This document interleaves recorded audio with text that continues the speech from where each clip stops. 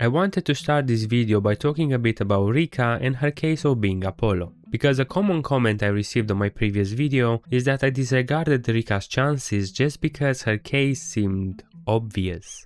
Now, to summarize my points, I said Rikka was too on the nose. She was pushed too hard to look like Apollo. Most of her moments have this double meaning, where she could be hinting at being Apollo, but she could also be hinting at something else that's entirely possible. Like when she and Arisu had a conversation outdoors and talked about Rikka's song for a special someone. That could be about Arisu, but at the same time could be about her friend.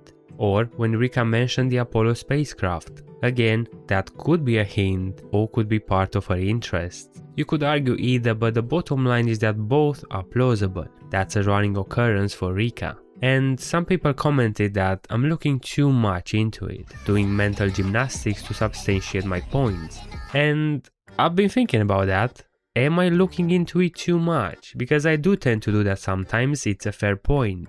When I read the manga for the first time, something I like to do is to read it casually, to take it in and enjoy it without having to focus on every small detail or think about theories. I will do that on my second read. And the thing is, even then, 20 chapters in, and I thought the author was pushing Rikka as Apollo so damn hard. It wasn't me dissecting things, trying to argue the meaning of Rikka's actions and words. It was something that naturally stood out as I was reading. That was clearly intentional on Igarashi's part. But was it intentional in the sense that those were hints pointing at Rikka being Apollo?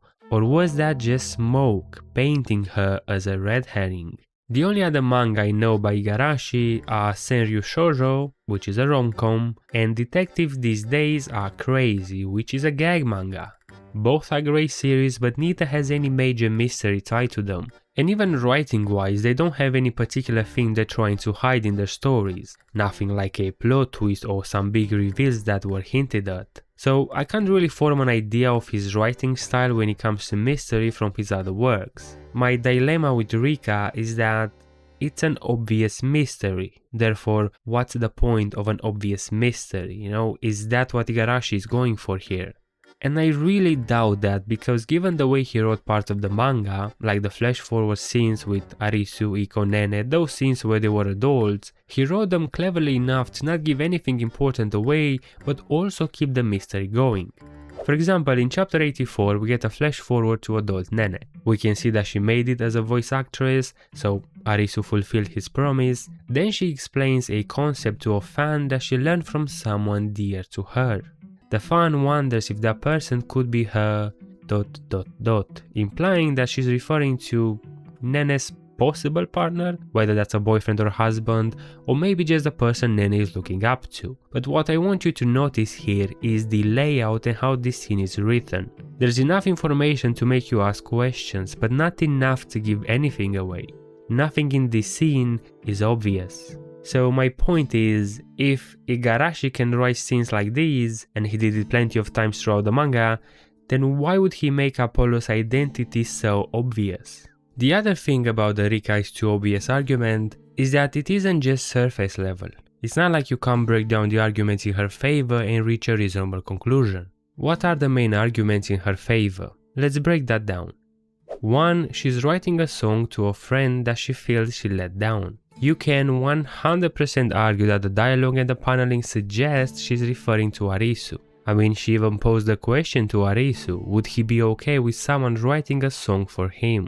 But the song could be for her friend Aiko as well. Arisu even reached the same conclusion. And here's where this double meaning that follows Rikka everywhere comes up. Arisu's conclusion is the face value answer. It can be implied that he is wrong, and Rikka is actually talking about a song dedicated to him. But Arisu's conclusion can also be right. Both make sense. 2. Rikka brought up the Apollo mission. Now their interactions in this chapter suggest that Rikka's words have a different subtle meaning, that she isn't talking about the literal spacecraft, but it can also mean just that, she could be interested in it. Next, Rikka has liked the Hug Notes band since middle school as has Apollo. Could be a clue or not. Just because she liked the same band as Apollo in middle school doesn't automatically mean they are the same. My point is that these moments that are in Rikka's favor wouldn't contradict whether she is Apollo or not. If she is, then these moments can be viewed as clues, but if she isn't, they can have a different meaning. Now, don't get me wrong, I know I've been talking about Rikka, but it's not like the same thing doesn't apply to the other girls too. Take a random example. In chapter 87, the 5 of them are on a train and Arisu is thinking about Apollo. When he looks back towards the girls, still with Apollo in his mind, Shinobu pops up and waves at him. This is one of those moments, you know, if Shinobu is Apollo, then we can look back at this and view it as a clue, but if she isn't, then it's just how the paneling was made. Or take the straw hat that Arisu's wife is wearing in the flash forward. Believe it or not, Shinobu also wears a straw hat in chapter 87. I'm not singling Rikka out, it's just that her arguments are not as decisive as people make them out to be. So that's where I stand on this topic. Now on to another topic that people have brought up a lot and that appears to be somewhat important, although I think it has a simple explanation. Why does none of the girls ask Arisu about Apollo? From the first chapter they know Arisu is looking for somebody named Apollo. He's trying to find that person, so the girls know that. They also witnessed Apollo's confession to Arisu, so they know they share some type of emotional connection. The girls are super aware that each one of them is trying to get Arisu for themselves. They are not oblivious to that, they compete with each other for Arisu's affection. Yet, how come none of them bring up or even mention Apollo at all? It's obvious they should acknowledge Apollo, she's the person Arisu is looking for and the one who publicly confessed her feelings to Arisu. She's their #1 competition. But all we get from them is radio silence.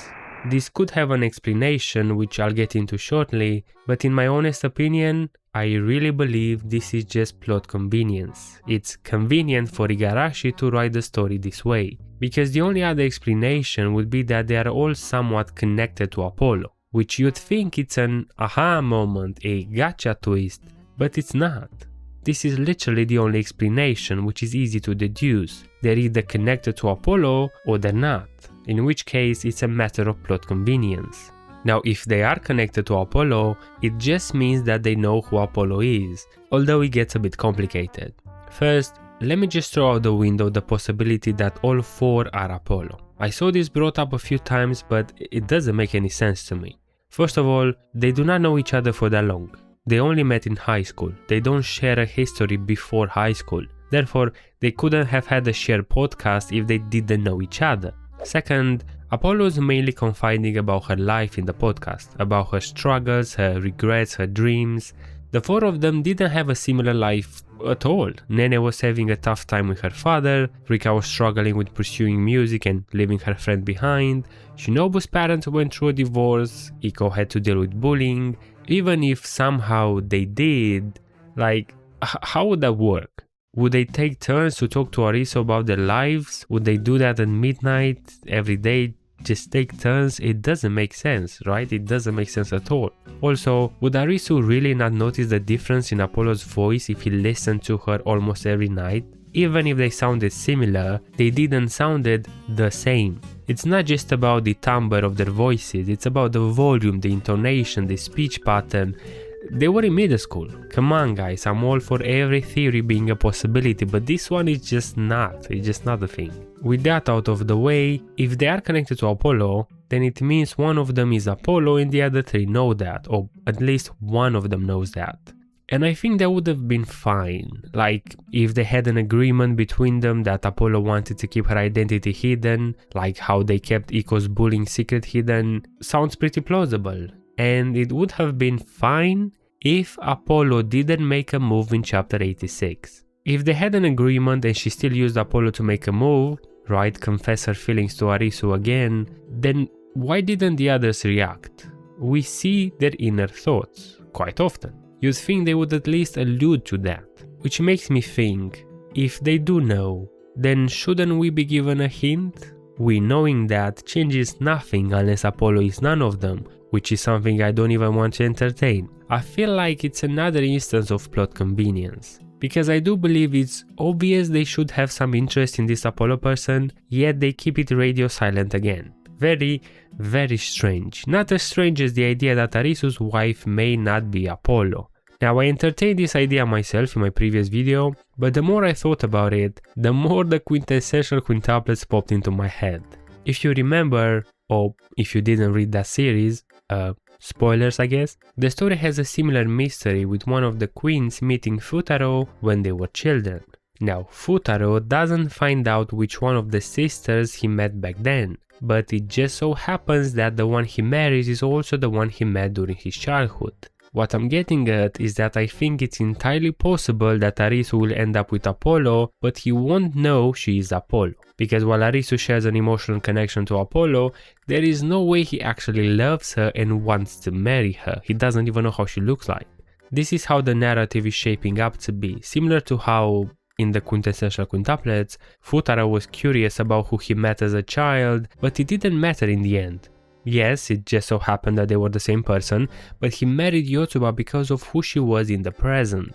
In Mayonaka, Apollo hasn't really been a focal point for a long time. She pops up every now and then, but Arisu is mainly focused on the girls and their dreams. There's also the romantic development between him and the girls, so I think I'm going to bet that Arisu will marry Apollo, but he won't know she's Apollo. That's my final take on that, and that's it for this video as well.